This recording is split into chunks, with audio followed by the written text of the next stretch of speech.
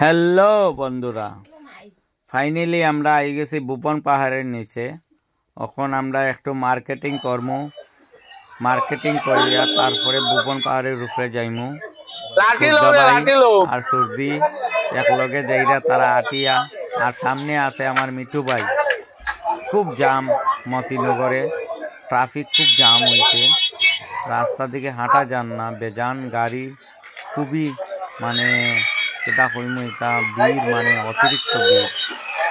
দেখি আগে দিয়ে যাওয়ার পরে সবার লগে শেয়ার করিয়া যাইমু। সব আমার এই লাইভে তাকিও আমি মিনি ব্লগ করিয়া দিমু।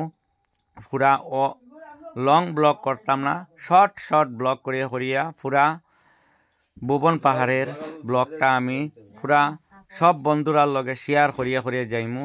সব বন্ধুরা আমার লগে থাকিও, আর আমার এই ভুবন যাত্রাটা সম্পূর্ণ মানে ভালোভাবে ও সবে আশীর্বাদ করিও। আমি শুরু করলাম এই ব্লগটা। এখন সামনে দিয়ে যাই, আর মিটু ভাইয়ে আটতে হঠাৎ একটা কলার দোকানে আমরা নজর পড়ল।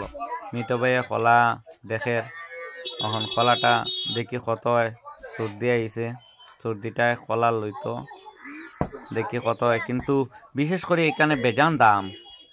20 টাকার কলা 80 টাকা 70 টাকা পর, কিন্তু কিতা কর্ম লইতে লাগে কোনো।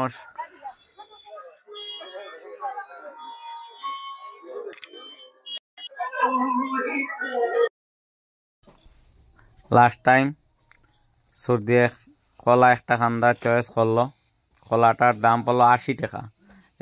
এই কলাটা 80 টাকা দিয়ে লওয়ার পরে আমরা রওনা হইলাম আবার সামনে দিয়া যাই, আগে দিয়ে যাওয়ার রওনা ওই ভুবন যাত্রার লাগি। মায়ে লইছন জলের বোতল আর 8টা মায়ের টেন্টারি। আর মিটু ভাইরে কইলাম চল আটরে ভাই, মিটু ভাই সামনে মন্দিরটা দর্শন করিয়া আমরা আগে দিকে যাইমু। জয় বাবা বুলানা।